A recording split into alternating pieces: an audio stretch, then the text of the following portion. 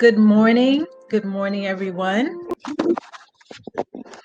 On behalf of Zeta Phi Beta Sorority Incorporated, Sigma Kappa Zeta chapter, I'd like to welcome you to our EmPowered Owning Your Excellence Empowerment Summit. Thank you for joining us today. We are really excited to bring you mindful conversations to help support your efforts to harness your power and own your excellence. It's no mistake that we're bringing this programming to you in the month of March. This month is very significant to the members of Zeta Phi Beta Sorority because we celebrate one of our founding principles, which is finding womanhood.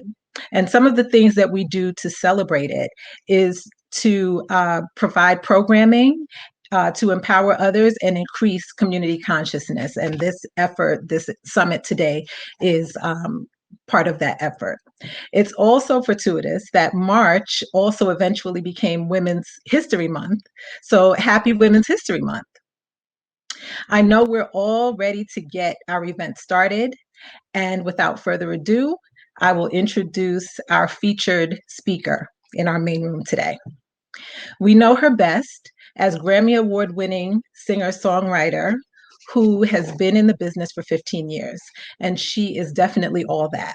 However, Chrisette Michele is also an actor, a model, a poet, a public speaker, and an independent music label owner.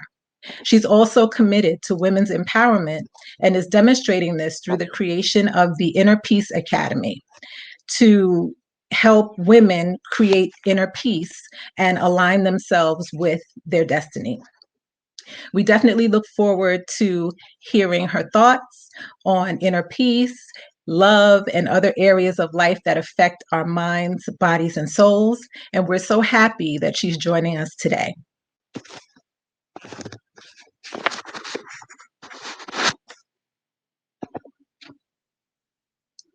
Hello. Hello. Hi, everybody. How are you? Hello. How are you? I also forgot, welcome, thank you. I also forgot that Chrisette Michele is a New Yorker. She is a native, and we always want to give a special hometown welcome to our New Yorkers. So welcome and thank you for your participation today. Thank you. Happy to be here. Happy to be here. So I've been asked to talk a little bit about what it means to kind of own yourself. And that topic means a lot to me because when you're in public for 5 years, 10 years, 15 years, and people kind of see you, sometimes people kind of think that they own you, especially if you create a product, if you're an entrepreneur and you give things to people, or if you're in ministry where you're in service. And most of us are in some kind of a service, whether it's to our family and friends, or if it's to a particular organization, there is a sense of giving that we all experience. And so what I found being in that space since the time I was out of school, I didn't even finish school before I was welcomed into sort of being seen by millions of people really young. What I found was that people kind of think that if you're giving them something, oftentimes that they own you. And so I kind of want to talk about what it means to own yourself, even when you're a big giver, whatever type of giving it is that you might do. So I want to start off by saying that ownership is really about authority over the physical self.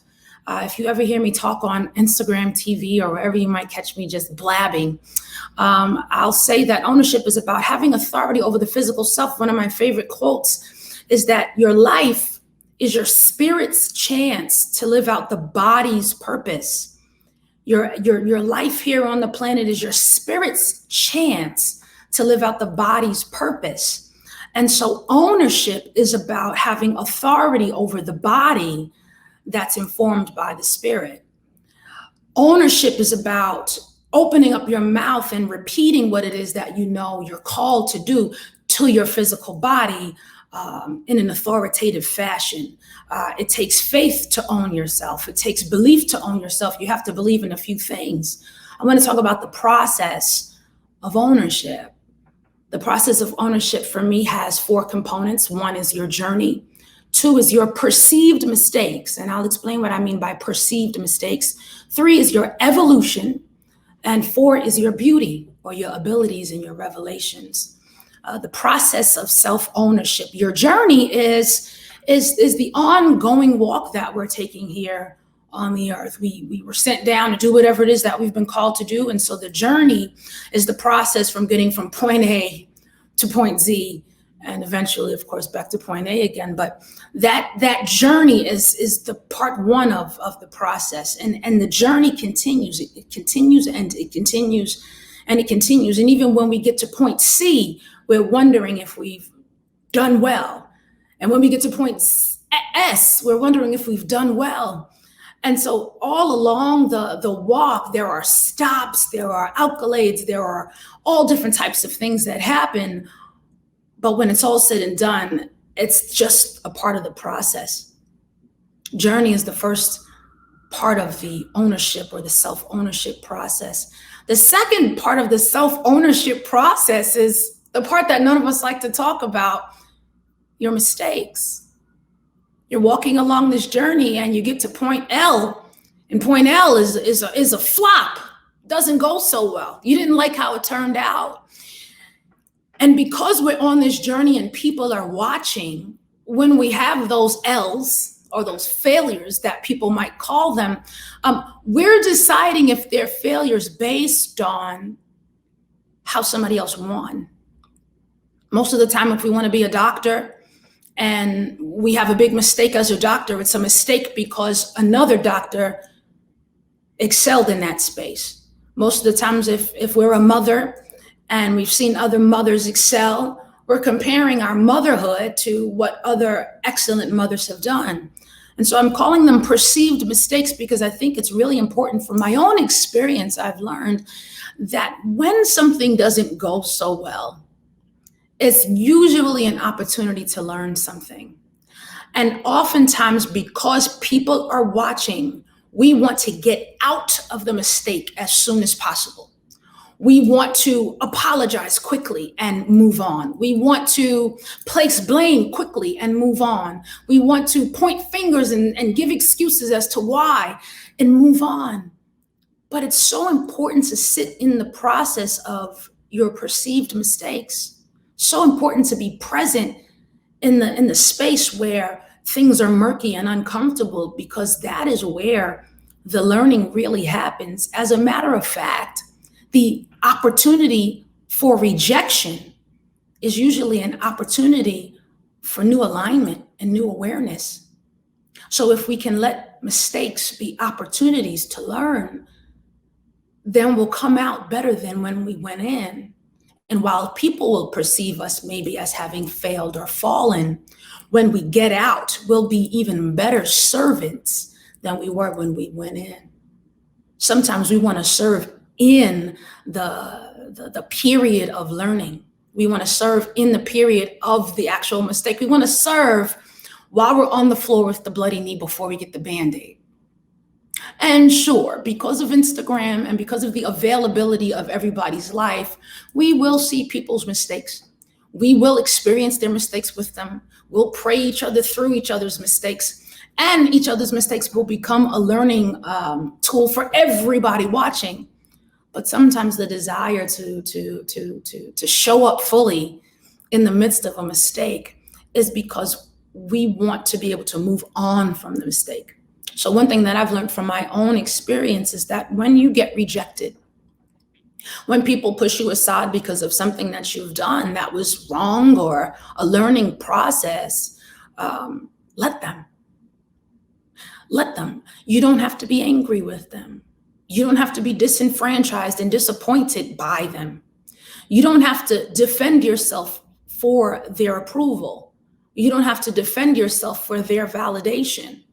If you believe that your life is just your spirit's chance to live out the body's purpose, then you know that this is a step along the road. People don't know what you have faith for at point Z. People don't know what you're walking towards at point Z. They don't know what God has already shown you. So when you make a mistake, people have decided that you failed. But you can't let rejection take your vision away. You can't let rejection take your purpose away. You can't let rejection take your life away. And as long as you've still got breath and your spirit's still got a chance to live out this purpose through your body. So the process of owning yourself. Part one is owning your journey. Part two is owning those perceived mistakes, sitting in them, letting them simmer, letting them get as ugly as they need to, and taking a look around, taking a look within, taking a look above all the noise. The third step in the process of owning you, and I've created 4 today, but the third step is the evolution.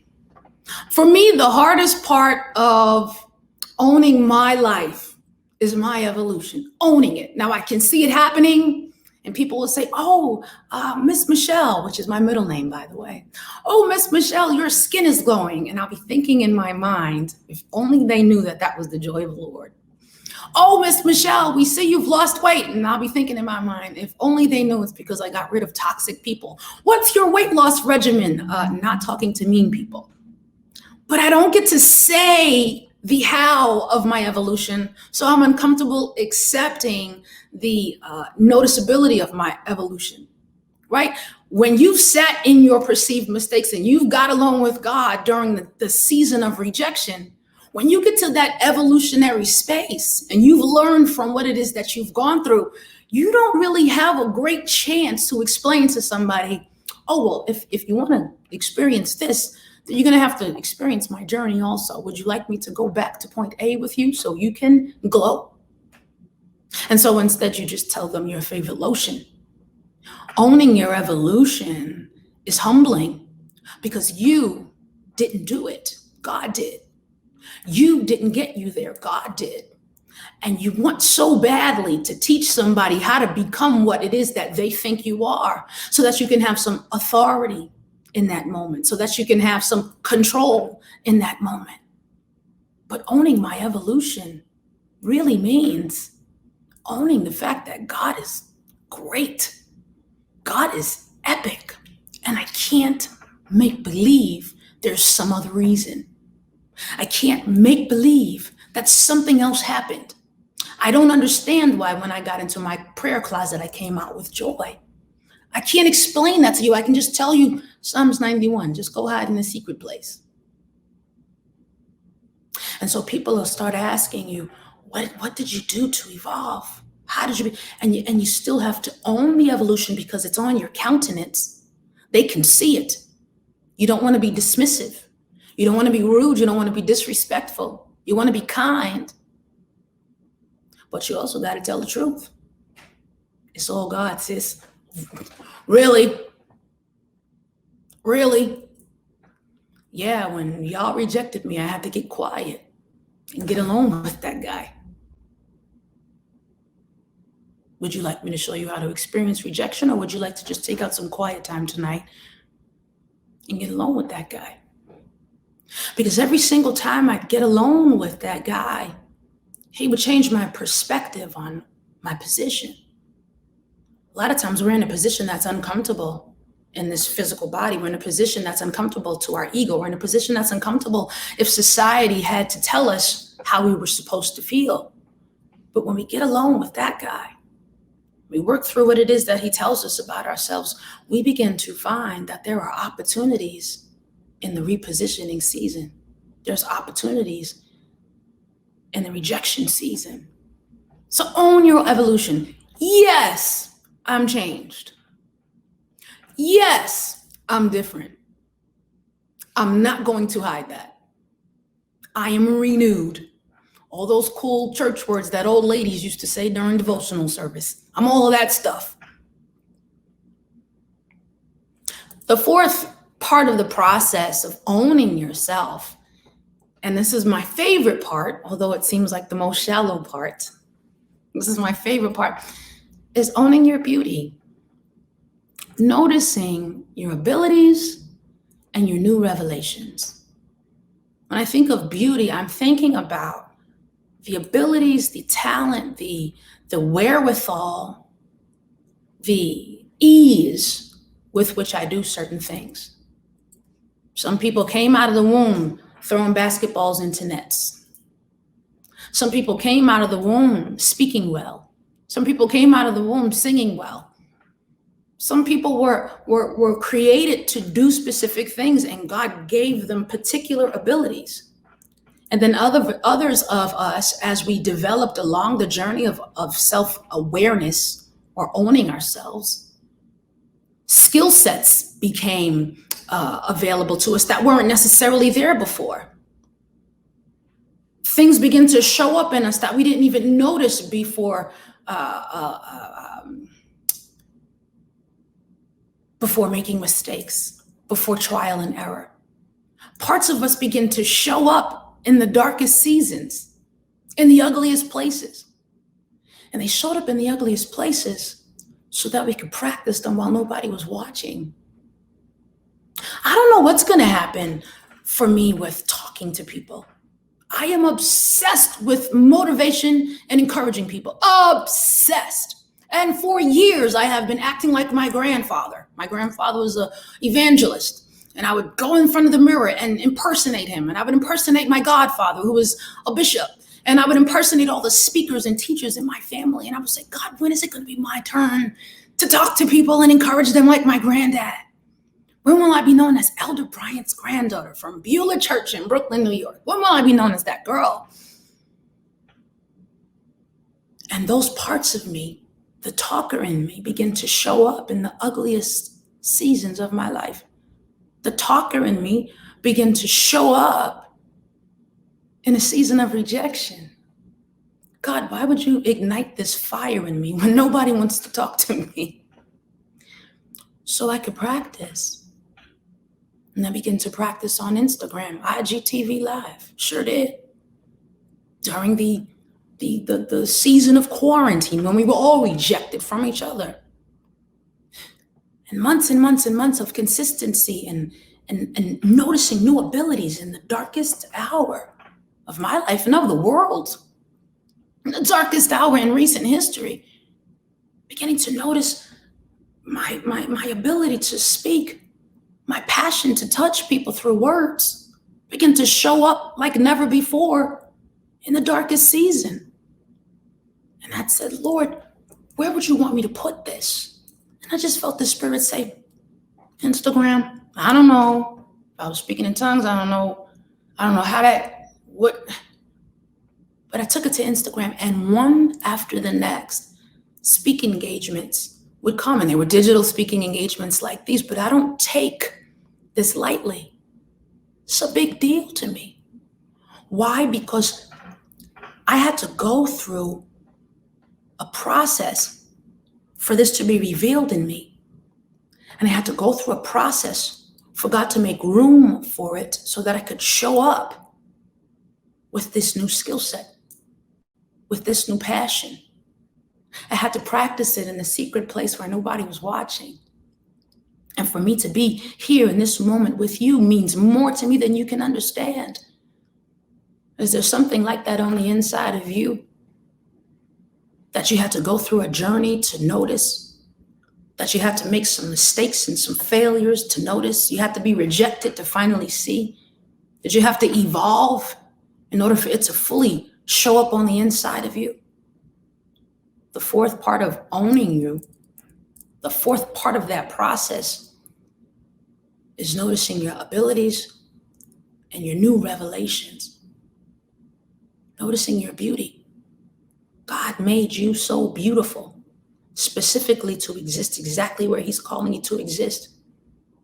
A lot of times when I'm hanging out with the ladies on the sistership, you can come and hang out with us at thesistership.org. I'm hanging out with the ladies at the sistership. A lot of what we talk about is, I have a purpose. How do I show up fully? I have a purpose. I'm petrified to show up fully. A lot of times when we're petrified to show up fully, it's because some of that process needs to take place. We need to recognize where we are on the journey. We need to re-see Z.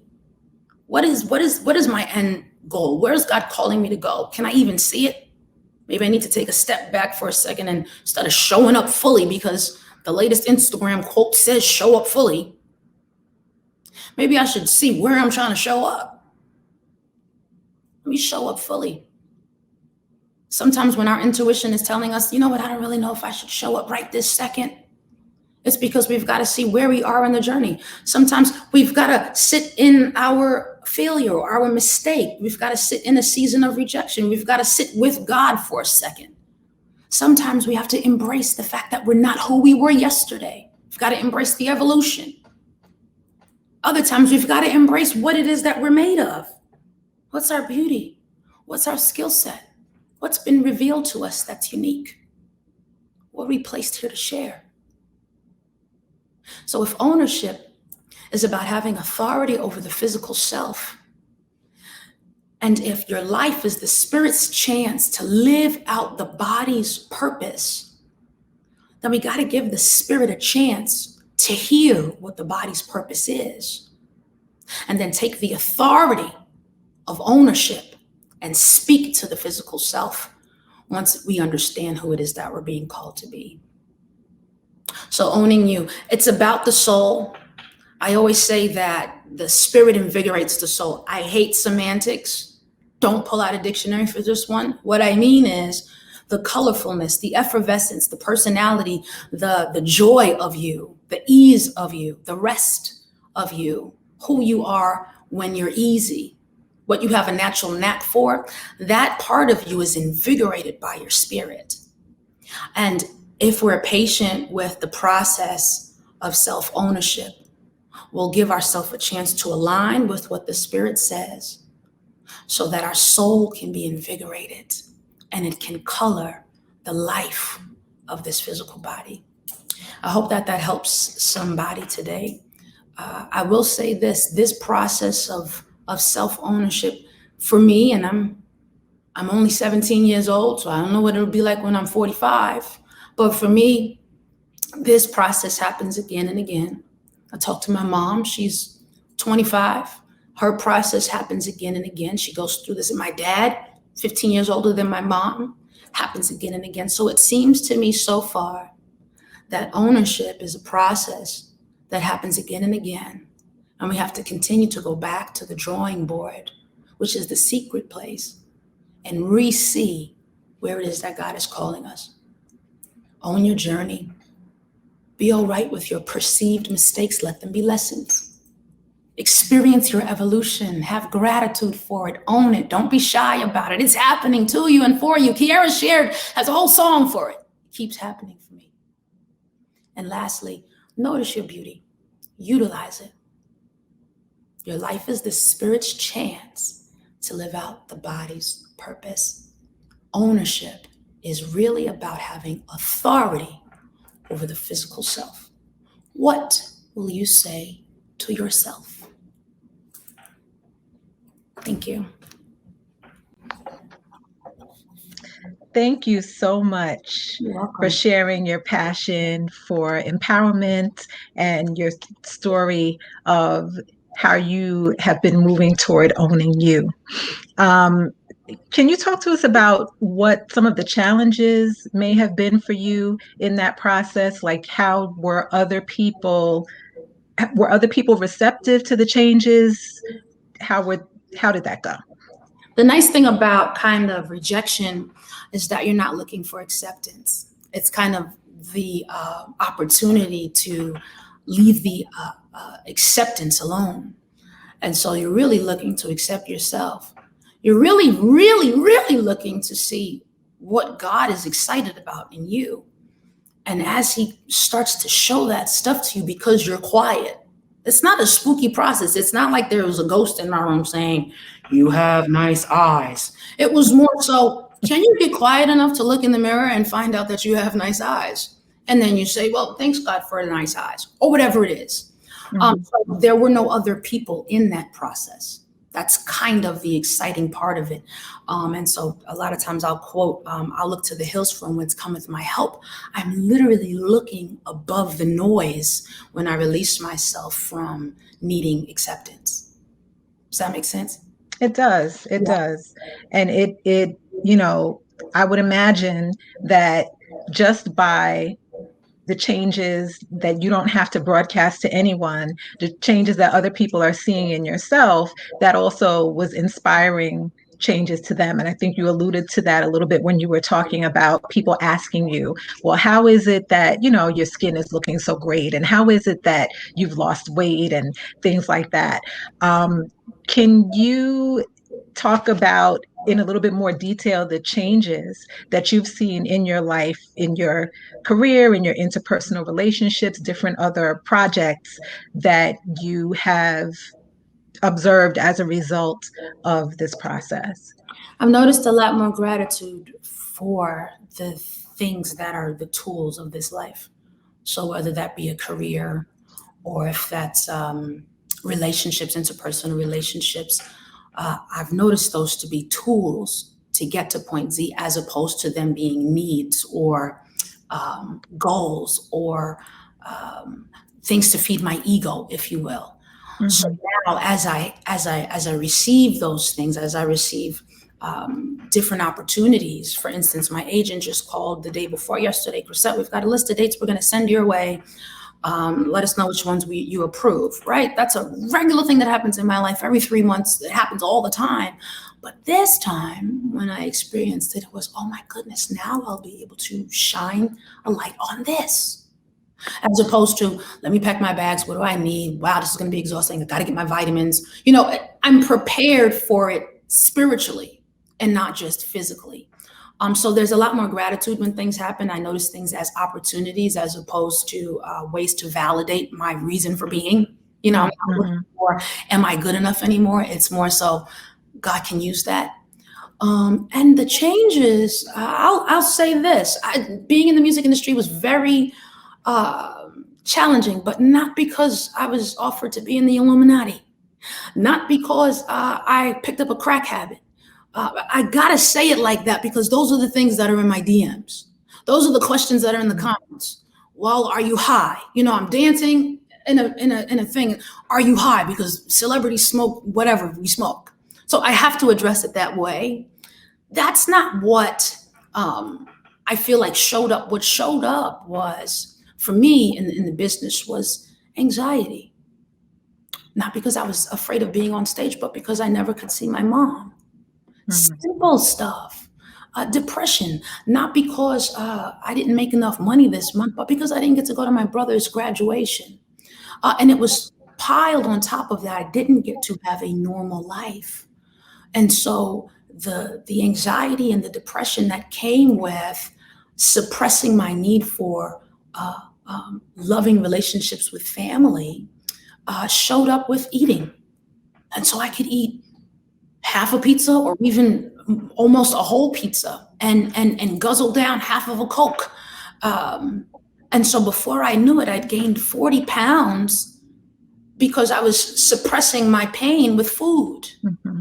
So when you are diagnosed with binge eating disorder and you decide to stop for a minute and get back in alignment, you find that God gave you a beautiful family. You find that God gave you beautiful relationships. You find that maybe I should do less shows and spend more time with my mother. And the weight began to come off because I didn't eat the pizza because I was with what I actually needed.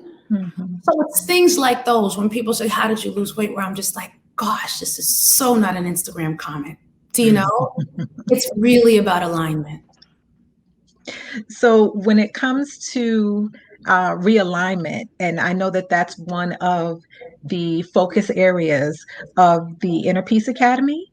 Can you talk about, I know you have the Inner Peace Academy and you also have the sistership, and something that is not, I guess, something that you are overtly channeling or overtly working toward is also your website, ChrisetteMichele'sWorld.com, which I found a lot of great jewels from your blog posts. And I saw that was going on throughout the pandemic, and there was a lot of great think pieces and topics of discussion. But the Inner Peace Academy and the sistership are where you are actively working with other people, working with women as it relates to realignment and, you know, different things like that, empowerment. Can you talk a little bit about those two projects? Sure. About 4 years ago, I opened up a yoga and African dance studio in New York. And I began to see what just being next to each other did for Black women.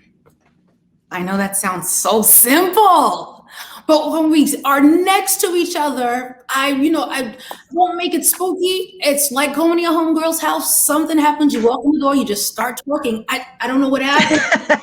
I walked in here. I felt like dancing.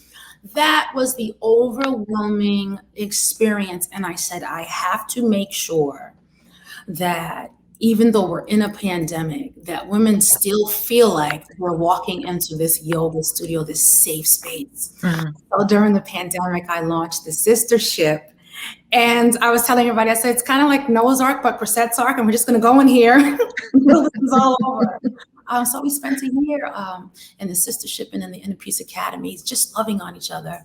And I couldn't let that opportunity pass itself up. I said, man, we're all in our houses, but how can we get to each other's house? Mm-hmm. We made the sistership. And those are also opportunities for personal coaching by you as well? Yeah. So Rich Hipster University, you don't have to go there. I'm just kind of giving everybody a little brief history. I've been teaching online for about 6 or 7 years now, and it started with Rich Hipster University. Rich Hipster University was for independent artists who wanted to understand the music business. Nobody wanted to talk about business.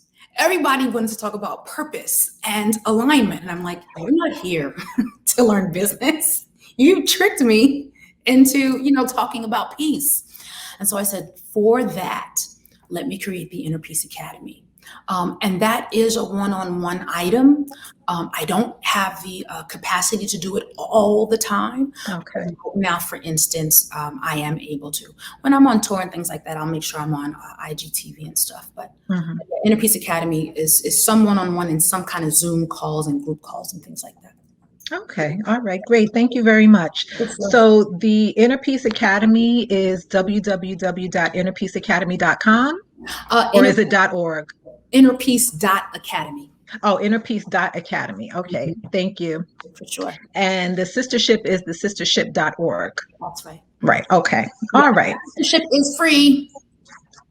Okay, so you hear that, everybody. Register. The sistership is free for another opportunity for having community and for having support and for enriching yourself. So please take advantage of that. Right now, before we wrap up completely, if there are any questions from the audience, now would be a great time for us to take a couple of questions. While we're waiting for questions, I just want to say with the ship, we go live on Wednesday nights at 7:30 on IG. On the sistership. So on the sistership. Okay. Yeah, when you join, you'll get emails and all this kind of corny, hot pink and purple fun stuff. Okay. In your email. But we go live at 7:30 on Wednesday nights. And I'm not even fed. The ladies are amazing. 7:30 Central? Yeah, Eastern. Okay, great. Yeah. Okay, and just so that the audience knows that when you registered, you provided your email. So after this is all over with, we definitely are collecting all of the information, and you will also get a communication once this event is over with all of the links and that kind of information, so that you don't have to write everything down now. You'll get it in your email, and you'll be able to access all of this wonderful information.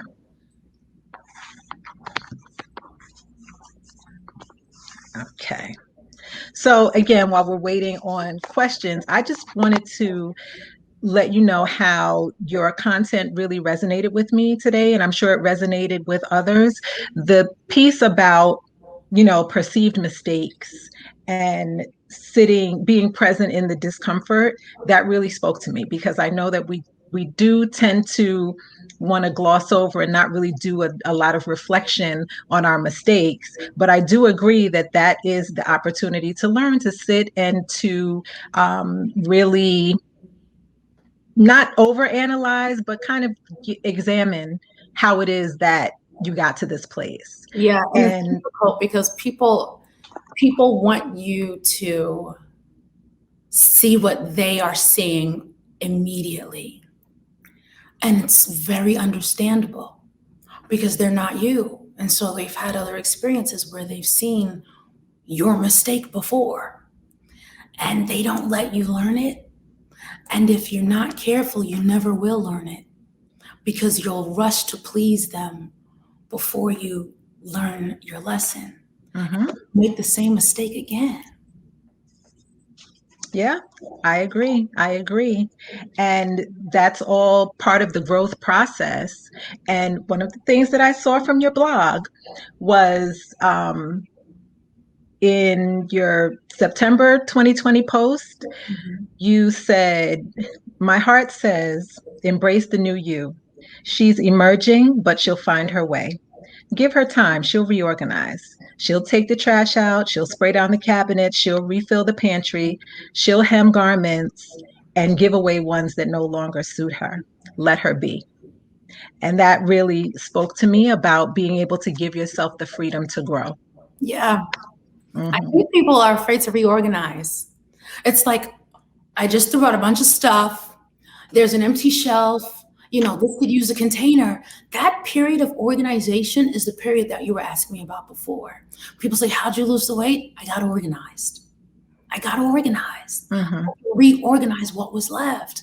And when you reorganized, you realize there's space now. There's room now. I can put different things, or I could just carry a lighter load, and that's fine too. So yeah, I love reorganization. Yes, yes. So important. So important. All right. Well, it looks like there aren't any questions. So I just need to give a little bit of information about what's going to happen next for our participants. But before I do that, I want to thank you so much. And I also forgot at the very beginning to introduce myself and say who I am. I am Camille Titus. I obviously am the moderator for this section of our program, and I'm also the president of Sigma Kappa Zeta chapter. And so I want to thank you again, Chrisette Michele, for everything that you have brought. You kicked this off in a wonderful way, and we appreciate so much your pearls of wisdom. So we thank you. Thank you so much. Have a wonderful rest of your day. I'll be watching. Thank you. Thank you. You do the same. Bye-bye, guys. Bye-bye. All right. So for everyone else that's going to remain, we have some workshops, breakout rooms.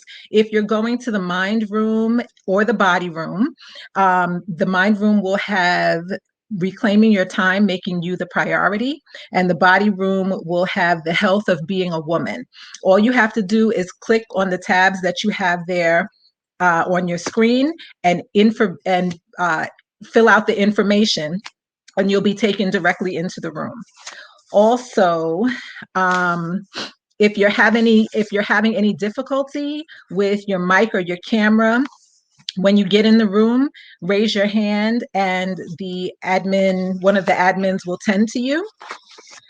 And I think that's about it. And then when it's time, when those breakouts are over, you can do the same if you want to switch rooms. If you want to switch for the next session to go into body, you follow those same rules. All right. Thank you, everyone. And I will be seeing you later on in the morning.